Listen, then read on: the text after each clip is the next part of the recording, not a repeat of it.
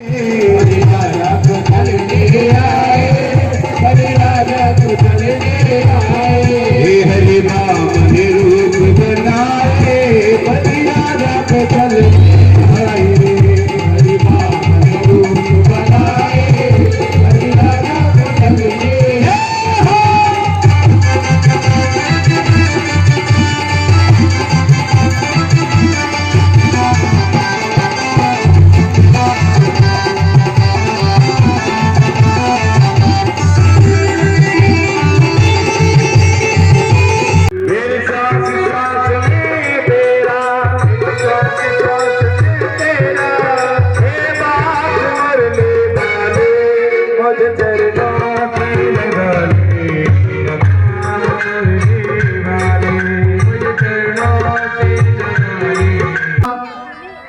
कृपा सिंधु में एवचा पतितानां पावनेभ्यो वैष्णवेभ्यो नमो नमः।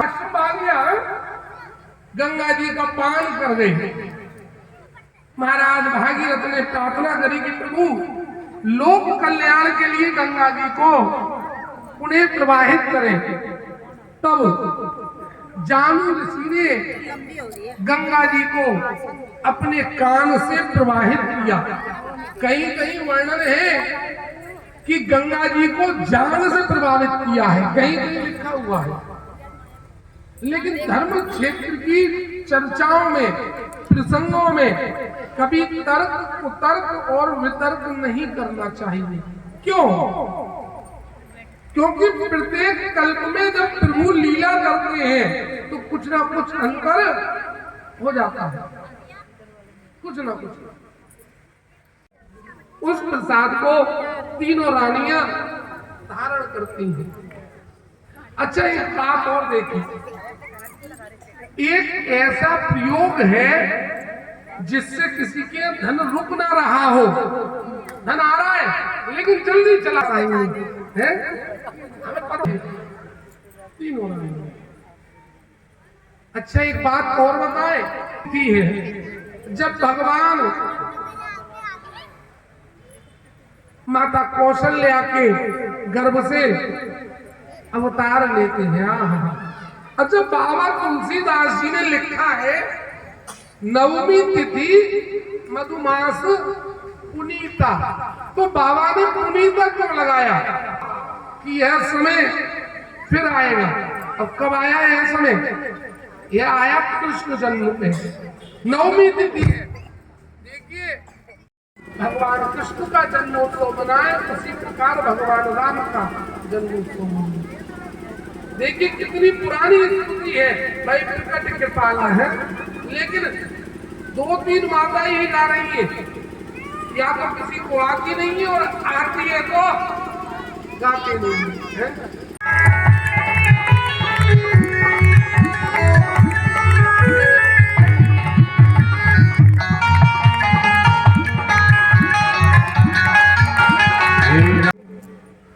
धर्म धर्म राम भरत, अर्थ शत्रुघ्न जी। क्यों? क्योंकि शत्रुघ्न जी पूरी रामायण में चुप रहे हैं, कहीं नहीं बोले। और जो चुप रहे वो कहीं ना कहीं उसको इसका लाभ मिलता ही नहीं। काम लक्ष्मण जी महाराज और मोक्ष भगवान श्री राम। सब प्रसन्न है, सब सुखी है, सब हंस रहे हैं, मुस्कुरा रहे हैं, क्योंकि राम जी का जन्म हुआ है। चंद्रमा राम जी पालने से ही पूछते हैं, चंद्रदेव क्या बात है, क्यों रो रहे हो? अरे प्रभु, जाने का ही नाम नहीं ले रहे। षष्ठ मास का दिवस बनाया, बोले 6 महीने के बराबर का दिन हो गया है। बोले ये जाएंगे तब मैं आऊंगा। ठाकुर जी ने कहा कोई बात नहीं है, इस बार सूर्यदेव की बात को चलने दो, अगला अवसर तुम्हें भी मिलेगा। कुमारों को गुरुकुल ले जाने के लिए चारों कुमार गुरुकुल जाते हैं और गुरु वशिष्ठ से शिक्षा और दीक्षा प्राप्त करके आते हैं। अच्छा एक बात बताओगे, अल्पकाल चौपाई, इस चौपाई का पाठ बच्चे 11 बार करें रोजाना। कौन सी चौपाई? गुरु पढ़न रतनाई अल्पकाल विद्या चौपाई। और देखिए इस चौपाई को जरूरी नहीं है छोटे बच्चे आ सकते, अभी तीनों माताएं अपना प्रेम दिखा भी नहीं पाई, पुत्रों को लाड़ भी नहीं लड़ा पाई कि गुरु विश्वामित्र जी आ गए। बोले महाराज राम और गोविंदाए नमो नमः कर देते हैं। ताड़का मारीच को तो बिना पर का बाण मारा था तो 100 योजन दूर जाकर गिरा था। मारी विश्वामित्र जी महाराज दोनों भाइयों को जनकपुर ले जाते हैं, क्योंकि वहां सीता स्वयंवर है। सीता गुरु विश्वामित्र आए हैं राम और लक्ष्मण के साथ, तो जनकपुर के कुल पुरोहित गुरु सदानंद जी के साथ जनक जी महाराज उनका स्वागत करते हैं। अच्छा ये तो क्यों नहीं भेजा है? अब हम तो अयोध्या वालों को निमंत्रण देते हैं, हर वर्ष आगे वो आते ही नहीं है। हाँ है? कभी इस बात पे विचार किया? नहीं गया। आज हम आपको क्यों? क्योंकि एक बार देवासुर संग्राम में महाराज दशरथ जाते हैं, वह चलने को होते कि लाओ देवासुर संग्राम में चले, इंद्र का पत्र आया है, अभी आइए। अब जनक जी ने पत्र क्यों भेजा? क्योंकि एक देवता जो देव होते हैं ना गंधर्व, उन देव को एक ऋषि ने श्राप दे दिया कि जाओ तुम गंधर्व हो जाओ। गंधर्व यानी कि गधा, गधा बन जाओ। वह देवता गधे के रूप में आ गए।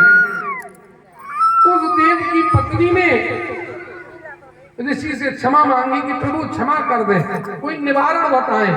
बोले इसका निवारण जनक जी बताएंगे। जनक जी के पास जाओ।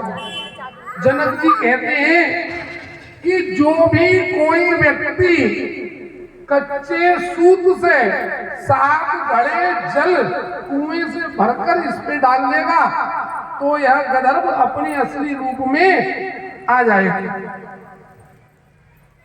राजा जनक ने सभी देशों के राजाओं को पत्र लिख दिया कि आप आइए और जल खींचिए। अब राजा दशरथ इधर परेशान है, कहां जाऊं? देवासुर संग्राम में या महाराज जनक के पास? तभी महाराज दशरथ का सेवक कहता है महाराज आप कैसे चिंतित हैं, क्या बात है? बोले देखो ये पत्र है, अब तुम बताओ मैं कहां जाऊं? अरे आप देवासुर संग्राम में चले जाइए और आप अपना आशीर्वाद मुझे दे दीजिए, आपके आशीर्वाद से मैं जनकपुर चला जाऊंगा। बोले ठीक है।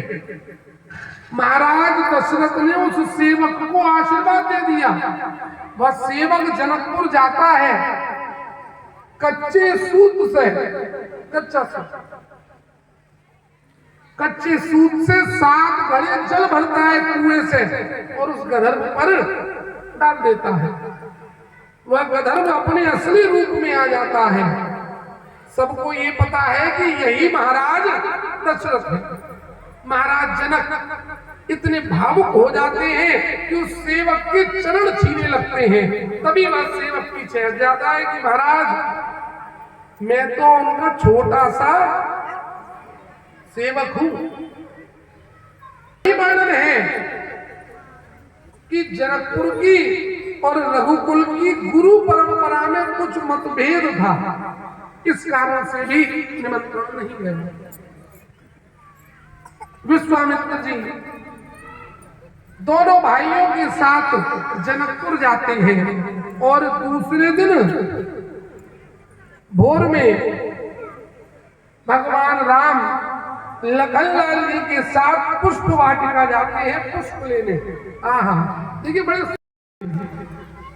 सीता जी अपनी कुल देवी का पूजन करके आ रही है। कुल देवी का यहाँ पर प्रभु ने सीता जी को और सीता जी ने प्रभु के मुख को निहारा। बोलिए श्री सीताराम महाराज की जय। विश्वामित्र की आज्ञा से राम जी जाते हैं और धनुष को जैसे ही उठाकर प्रतिष्ठा चढ़ाते हैं धनुष भंग हो जाता है। धनुष एक वचन से बहुवचन हो जाता है। धनुष के टूटने की आवाज परशुराम जी को सुनाई देती है। बोलिए परशुराम भगवान की जय। परशुराम दर्शन देते हैं। तत्पश्चात परशुराम जी वापस प्रस्थान करते हैं और सीता स्वयंवर पूर्ण होता है। आज हमारे राम जी श्री सीताराम जी हुए।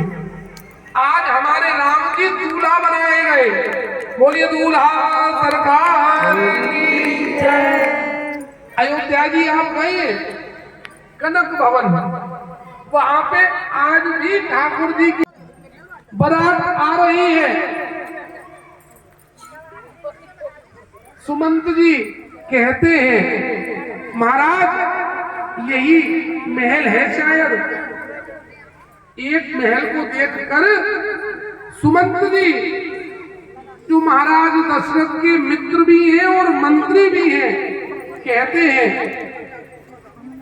महाराज यही महल है। क्यों? क्योंकि उस महल के बाहर बड़े बड़े बर्तन रखे हुए हैं सोने के। बाराती उस महल की तरफ मुड़ जाते हैं। चलो यही है शायद जनक जी का इसमें।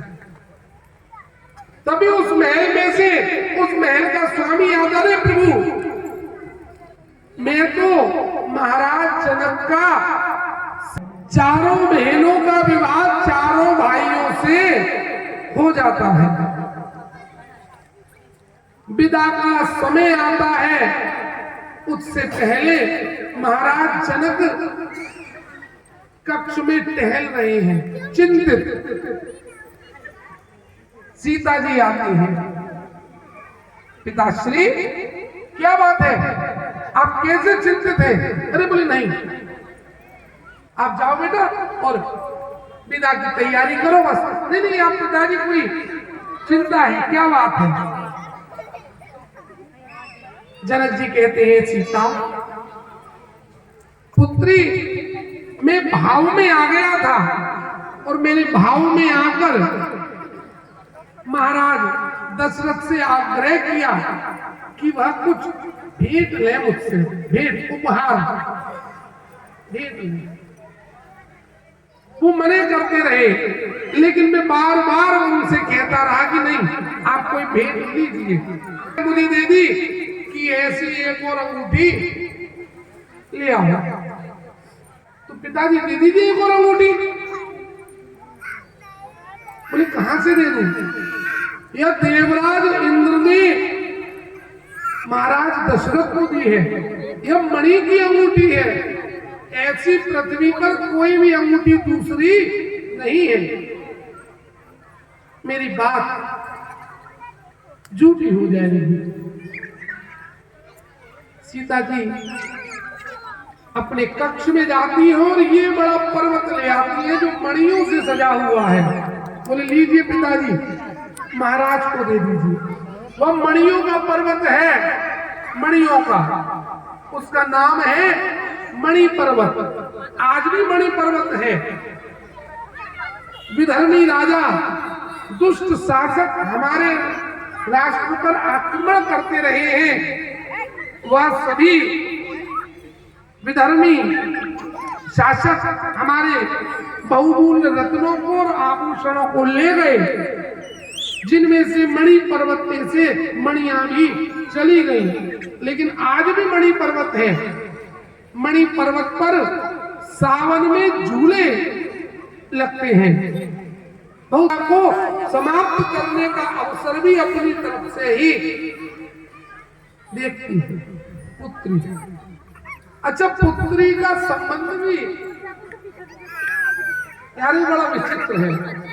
18 साल, 20 साल, 25 साल, 30 साल है, आभास नहीं है। लेकिन जिस समय सीता जी विदा हुई उस समय जनक जी को लगा कि हाँ, अच्छा बेटी का दर्द कौन समझ सकता है? बहुत से भक्त कहते हैं वही समझ सकते हैं जिसकी बेटी है। बोले नहीं, वो तो समझ ही सकते हैं।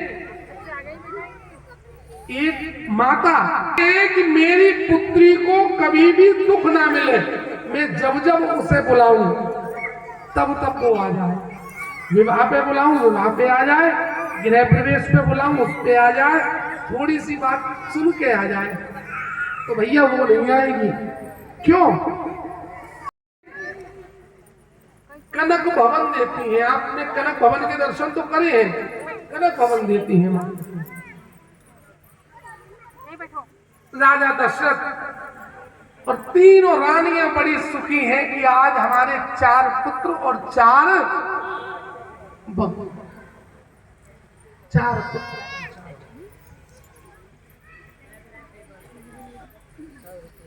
राजा दशरथ अपने मित्र सुमंत जी से कहते हैं कि गुरु वशिष्ठ जी को बुलवाइए और राम का राज्याभिषेक करना है, उसे राजा बनाना है। कौन सा मुहूर्त शुभ है, बुलवाइए। गुरु वशिष्ठ आते हैं, कहते हैं महाराज इस समय तो लखन ही है, केवल लक्ष्मण जी हैं। भरत और शत्रुघ्न तो अपने ननिहाल गए हुए हैं। बोले नहीं, आप मुहूर्त निकाल लीजिए। दूसरे ही दिन का मुहूर्त निकलता है, बनाए जाएंगे। हमारे राम राजा बना। लेकिन मंथरा माता कैकेयी के कान बंद। देखिए सावधान, किनसे? मंथराओं से। मंत्रा कोई भी हो सकता है, जरूरी नहीं है कि माताओं में ही मंत्रा हो, भक्तों में भी मंत्राएं। मंत्रा कौन होता है? जो मन को थर्रा दे, जो आपके कान में किसी के लिए गलत बातें कहे, गलत विचार कहे। अरे व्यक्ति बात में कहता उसने हमारे कान भरे। अरे उसने कान भरे, तुम में तो बुद्धि विवेक है नहीं है? आशीर्वाद का आटा खा रहे हो 30 रुपए किलो का, खुद नहीं सोचते हैं? या भक्त हो, जो भी व्यक्ति कान भरता है वह कान भरने पर आता है, उसका वही रूप हो जाता है समाज में और परिवार में जो रूप मंथरा का और माता कैकेयी का होगा। भरत जी ने माता कैकेयी का त्याग कर दिया, अपनी मां का त्याग कर दिया। इसलिए सावधान, किसी के कान भरे में ना आए। कान भरे में आप आएंगे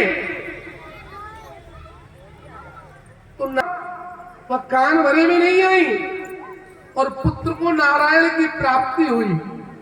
इसलिए कान भरने वालों से सावधान रहें, अपने बुद्धि विवेक का प्रयोग करें। ठाकुर जी ने बुद्धि विवेक दिया है सबको, उसका प्रयोग करें। केवट प्रभु के चरण पखारता है कठौता में। कठौता होता है लकड़ी का, लकड़ी के बर्तन में ठाकुर जी के चरण पखारे। क्यों? क्योंकि लकड़ी में विशेषता होती है जल पीने की, और चरण पखारने के बाद कभी भी केवट ने उस कठौता को अपने से दूर नहीं किया। उसी कठौता में भोजन करता, उसी में जल पीता। उसके बाद कभी नौका नहीं चलाई। क्यों? अरे सिंहासन पे तो बाद में बैठेंगे जब मिलेगा, जब मिलेगा। ये सिंहासन यहां बैठे हैं दोनों जोड़े से, लक्ष्मण जी किनारे पे खड़े, ये सिंहासन। नदी से पार होने के बाद प्रभु उतराई देते हैं केवट को। भाई उतराई भी तो देते नहीं देते आप? केवट नहीं लेता। केवट की तभी लइयो जब द्वार तिहारे आइयो। बोले आप मेरे द्वार पे आए, मैंने आपको पार लगा दिया, मैं आपके द्वार पे आऊं, आप मुझे पार लगा देना। स्टाफ की बात है, आप भी पार लगाते हो। और तो तीर्थों पे गए, हमें स्वयं नहीं मालूम कहां कहां गए।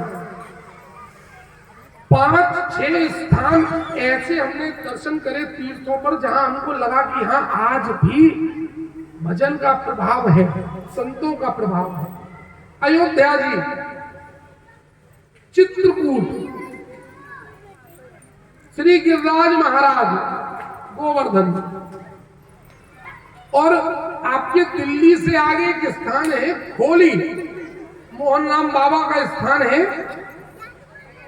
खोली। वहां वातावरण में लगता है कि हाँ कुछ है। आपके पास में है, आप जाइए। भरत और शत्रुघ्न को ननिहाल से बुलवाया जाता है। भरत जी महाराज दशरथ के समस्त क्रियाकर्मों को पूर्ण करते हैं। तत्पश्चात अपनी माता कैकेयी के पास जाते हैं, पूछते हैं, मैया तेने यह ऐसा कृत्य क्यों किया? मैया कान भरे में आ गई। तो कान भरे में आने समस्त वस्तुओं को भरत जी ले जाते हैं। राज्याभिषेक में समस्त तीर्थों का जल चाहिए होता है। क्या चाहिए? तीर्थों का जल। भरत जी के पास मन की गति से भी तेज चलने वाले दूत हैं। भरत जी उन दूतों को भेजते हैं और समस्त तीर्थों के जल को मंगा लेते हैं, उनको लेकर जाते हैं। चित्रकूट जाते हैं, लेकिन भगवान राम मने कर देते, उन्हें नहीं, मैं नहीं जाऊंगा, क्योंकि रघुकुल रीत सदा चली आई, प्राण जाए पर वचन न जाए। खड़ाऊ दे दी। उस जल का क्या हुआ? जो सभी तीर्थों का जल है, चित्रकूट में एक कूप है। कूप यानी कुआं। आप में से जो भक्त गए हैं, माताएं गई हैं, उन्होंने दर्शन करे होंगे, हमने भी दर्शन करे। उस कुएं में वह जल डाल दिया। उस कूप का नाम है भरत कूप। वहां पर बाल्टी और रस्सी का दान होता है। और उस कूप की विशेषता है कि उसमें जल कभी ठहरता नहीं है, हिलता रहता है। हमने दर्शन करे। गिरिराज जी महाराज आपके पास में है, वृंदावन के पास। इनके बड़े भाई हैं कामदगिरि जी महाराज, वह चित्रकूट में है, उनकी भी परिक्रमा लगती है, कामदगिरि जी महाराज। और देखिए वह जल उस कूप में डाल दिया। अब राजशाही तो कहीं है नहीं, राजा तो कहीं नहीं है, लेकिन आज के समय में नेपाल में चाहे राजशाही नहीं है, लेकिन राजा के परिवार में जो व्यक्ति है वह राजा तो बनता ही है। और इससे पहले भी किसी भी देश का जब राजा कोई बनता था तो हमारे भारतवर्ष से भरतकूप से जल जाता था और उसके सिर पर वह डाला जाता था, तब वह राजा बनता था।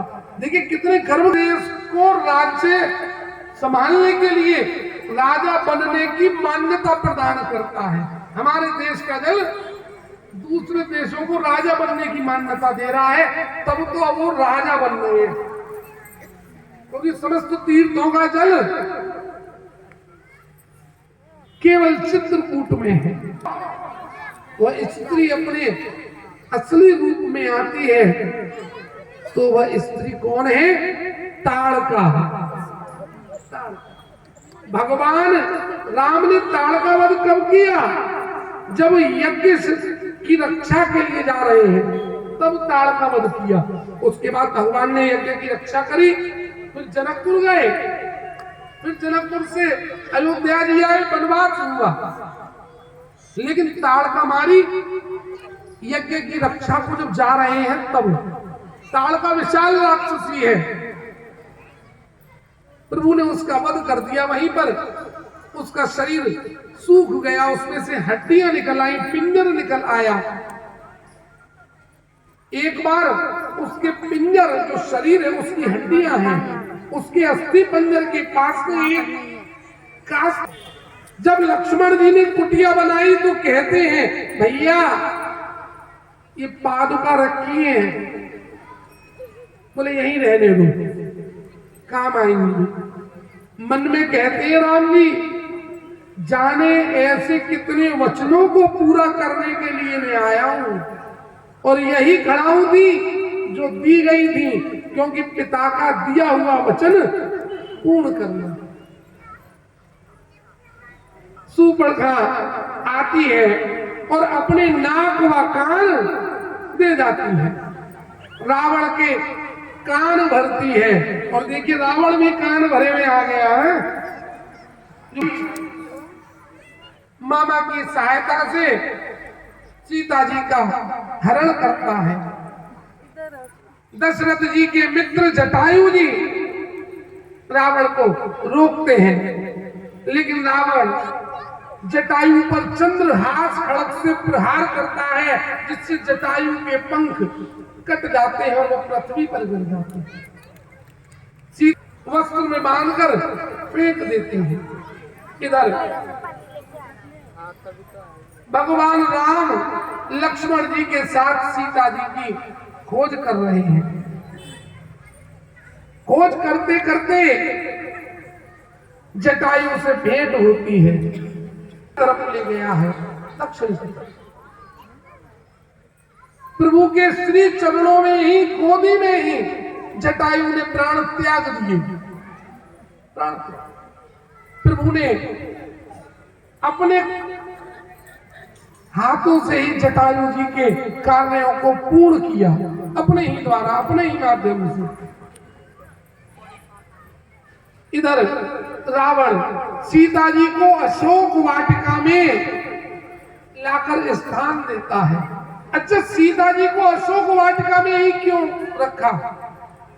आज राम कथा कुछ पूर्ण भाव से सुनते हैं, क्योंकि रावण भक्त है। वो जानता है कि माँ ज्यादा दिन प्रभु से दूर रहेंगी तो शोक में कमजोर हो जाएंगी, बोले इसलिए अशोक वाटिका में रखो, जहां किसी को किसी भी प्रकार का शोक प्रभाव में नहीं आता, वहां रखा।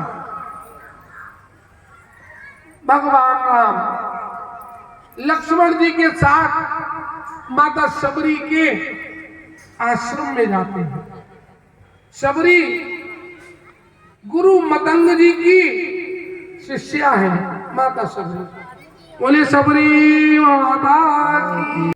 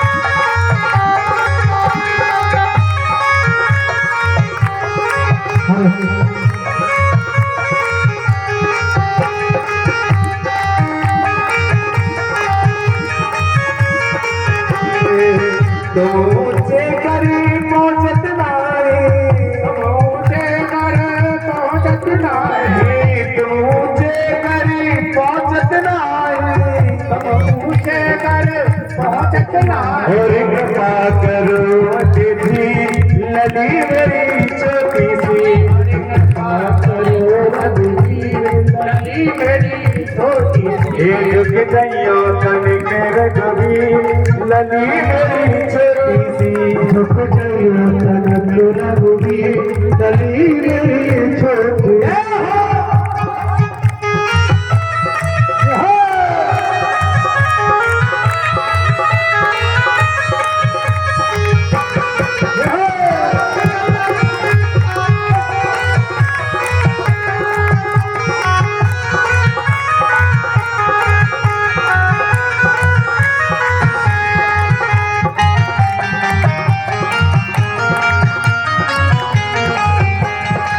छोटे छोटे हाथ सिया के, छोटे छोटे हाथ सिया के, छोटे छोटे हाथ सिया के, छोटे छोटे हाथ सिया के, छोटे छोटे हाथ सिया के, और दया करो रघुवीर लली मेरी छोटी सी, और दया करो रघुवीर लली मेरी छोटी सी, तनिक रघुवीर लली मेरी छोटी सी, तनिक रघुवीर लली मेरी छोटी सी।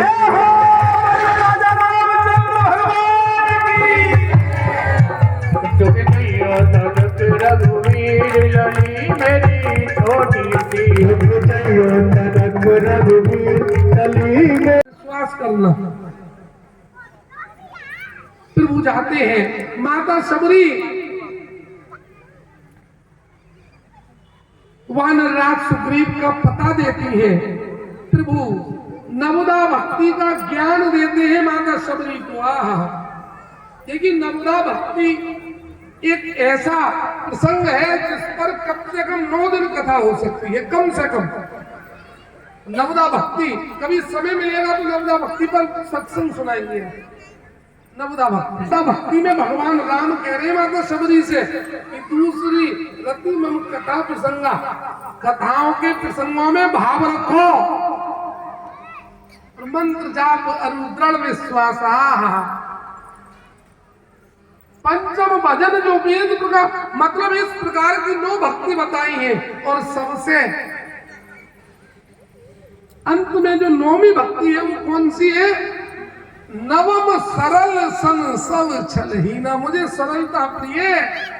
क्या सरलता? चतुराई तो मेरे पास बहुत है, मुझे चतुराई की जरूरत नहीं है, मुझे सरलता प्रिय है।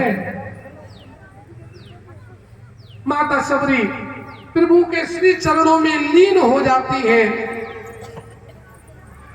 भगवान राम की भेंट होती है हनुमंत लाल जी महाराज से। बोलिए हनुमान जी महाराज की। सुग्रीव कहता है प्रभु वो 7 वृक्ष जो एक तीर में काट देगा वही बाली को मार सकता है। अच्छी कथा तो आपने सुनी है, तो 7 वृक्ष एक अच्छी बात और बताइए के लिए इधर जाइए। ऐसे एरो 7, कोई भी तीर ऊपर से नीचे चल सकता है, नीचे से ऊपर, लेकिन यू टर्न वाला तीर कोई नहीं है। भगवान राम ने जैसे ही तीर धनुष में लगाया, बाण लगाया और खींचा, लक्ष्मण जी महाराज ने अपने पैर का अंगूठा भूमि में गाड़ दिया, तो 7 वन एक समान हो गए, तो 7 वृक्ष कट गए। उसका धन ले लिया, उसका राज्य ले लिया। बोले प्रभु आपने ठेका ले रखा है, आपने ठेक क्यों? फालतू में मतलब ये कि आज सबके दुखों को दूर करूंगा। वो मुकुट कहाँ है? बाली कहता है मुकुट कौन है आप? बोले मैं हूं अयोध्या नरेश महाराज दशरथ का पुत्र राम। रे वह मुकुट तो मुझसे रावण ले गया। बड़े ध्यान से सुनिएगा। अच्छा ठीक है, पहचान गया बाली की ये तो भगवान है। अपने पुत्र अंगद को दास बना दिया कि दास अंगद कीजिए, कि मेरे पुत्र अंगद को दास बनाइए। भगवान राम ने राजा बनाया सुग्रीव को और युवराज बनाया अंगद को। सभी वानर भालू सीता जी की खोज में जाते हैं। अब समुद्र के किनारे इकट्ठे हो गए, कहां जाएं? वहां बैठे हुए हैं। वह बताते हैं कि दूर दक्षिण दिशा में एक वृक्ष के नीचे माता सीता बैठी हुई है, जाइए। अब कौन जाए? उस स्थान पे केवल, क्योंकि सब वानर चले गए, नल नील अंगद हनुमान जी और जामवंत है, कौन जाए वहां? अंगद से कहा जामवंत जी ने, अंगद तुम जाओ। अंगद बहुत गुरुकुल में एक ही गुरु के यहाँ शिक्षा दीक्षा प्राप्त करी। इन सब कथाओं का वर्णन मानस पीयूष में है, गीता प्रेस गोरखपुर की में मानस पीयूष। बोले हम दोनों ने एक ही गुरुकुल में शिक्षा ग्रहण करी, और मेरा जब भी मन आता तभी अक्षय कुमार के एक लगाता जोर से पटाख तमाचा, और वो बार बार गुरु जी से कह देता, मैं बार बार उसकी पिटाई करता जामवंत जी। एक बार गुरुजी मुझे डांटने लगे, उन्होंने मुझे श्राप दे दिया कि अगर अक्षय कुमार को अब मारा तो वही अंगद की मृत्यु हो जाएगी। बोले इसलिए चला तो जाऊंगा, कोई समुद्र ज्यादा बड़ा नहीं है, लेकिन लौट के नहीं आऊंगा, इसमें थोड़ा संशय है। माता सीता से भेंट करते हैं, विभीषण से भेंट करते हैं, अशोक वाटिका को उजाड़ देते हैं। रावण को पता चला कि कोई वानर आ गया है, तो रावण किसको भेजता है? रावण समझ जाता है कि एक ही वानर ऐसा है जो इतना बलशाली है, वो है अंगद। बोले नमो नमः कर दिया। इंद्रजीत जाता है और ब्रह्म पाश में बांधकर हनुमान जी को रावण के सामने लाता है। हनुमान जी रावण के सामने खड़े हैं। बार बार हनुमान जी यूं घूम रहे हैं, यूं जब घूम रहे हैं तो राक्षण होती है। पूंछ का मतलब, पूंछ एक शरीर का अंग भी है और पूंछ एक सम्मानित शब्द भी है। सब इनकी बहुत या वह सम्मान रूपी पूंछ हो, हमेशा उसके साथ रहना चाहिए। ऐसा नहीं कि दूसरे की बढ़ती पूंछ को देखकर व्यक्ति अंदर ही अंदर जेल सी रखे और उसको अपनी मूंछ से जोड़े। बोले नहीं, बढ़ती पूंछ के साथ रहोगे तो लाभ में रहो। पूंछ को देखकर करता है वो अपनी मूंछ भी दे बैठता है, जैसे रावण। बोले पूंछ में आग लगा दो, और जो पूंछ में बहुत से क्या होते हैं, दूसरे की बढ़ती पूंछ को क्षति, और जो क्षति पहुंचाने में सहयोग करते हैं वो उनको दंड भी बहुत करना मिलता। और हनुमान जी ने उसी पूंछ से सबरी लंका जला दी। विभीषण के महल को जैसे ही जलाने के लिए आए, बोले नहीं नहीं नहीं, इसका नहीं जलाना। बोले इसने चंदा ही नहीं दिया। हनुमान जी की पूंछ पर जब कपड़ा और घी लपेटा जा रहा था तो पूरी लंका से सामान आया, घी आया, वस्त्र आया, सभी सामान आया, घी और वस्त्र। हनुमान जी ने कहा जिसने चंदा दिया है प्रसाद भी उसको ही मिलेगा, है? इसने तो चंदा ही नहीं दिया। होता नहीं होता, आप सब मिलके आयोजन करते रहते हैं, कभी कीर्तन, कभी जागरण, कभी भजन संध्या, कभी कथा, तो आप भी करते होंगे। जब आने ना दे, आने कम नहीं, बाकी फोन पे कह रही हूँ या व्हाट्सअप कर रही हूँ, बाकी आना जाऊंगे, है ना? कि जिसने चंदा नहीं दिया उसको प्रसाद भी मत दो। बहुत से करते हैं ऐसे, तो हनुमान जी ने भी यही किया। बोले इसने चंदा दिया नहीं है, ना घी दिया, ना कपड़ा दिया। रावण विभीषण की छाती पर लात से प्रहार करता है और विभीषण को लंका से निकाल देता है। और प्रभु ने विभीषण को लंका का राजा बना दिया। राम सेतु का निर्माण प्रारंभ हुआ। राम सेतु, अच्छा, राम सेतु का निर्माण हुआ कि लिए एक पंडित जी चाहिए। अब जब भगवान स्थापना कर रहे हैं तो पंडित जी कौन हो? पंडित जी की बात हैं? सुनो, पंडित जी की ना बात बोले रावण से बड़ा विद्वान कोई नहीं है। रावण सुनो को क्या कह रहे हैं। अब निमंत्रण देने कौन जाए? मैं भी आने वाले हैं कुछ दिन बाद। निमंत्रण देने तो कोई जाएगा, कौन जाए? बोले सबसे राम दल में ये देखो सबसे बुजुर्ग कौन है? बोले जामवंत जी। बोले जामवंत जी को भेज दो। जामवंत जी जाते हैं रावण को निमंत्रण देने। रावण को लगता है कि आज मैं ब्राह्मण हूं। रावण को पहली बार लगा कि मैं ब्राह्मण हूं। रावण कहता है ठीक है आऊंगा। पास जाता है, कहता है कि आज तुम्हारे पास ब्राह्मण रावण आया है, विप्र रावण आया है। वनवासी राम भगवान शिव की स्थापना कर रहे हैं, उनकी स्थापना कराने आचार्य का कार्य मुझे दिया गया है, मैं जाऊंगा। और बिना पत्नी के कार्य नहीं होगा तो आप संग चलना, लेकिन जब तक मैं ना कहूं तब तक जाना नहीं और लौट के आना है। बोले ठीक है। रावण ले जाता है रामेश्वरम की स्थापना के लिए। रावण कहता है यजमान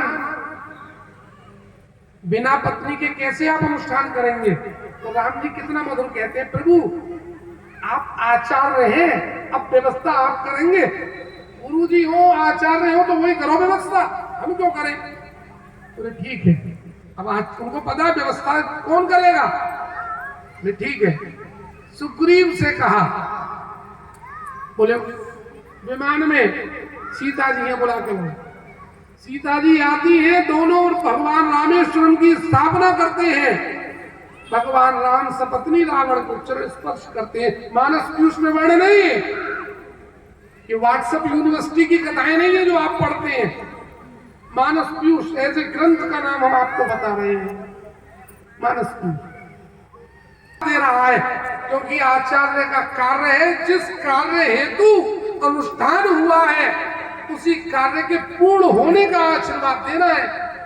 रावण आशीर्वाद देता है, विजय भव, विजय हो।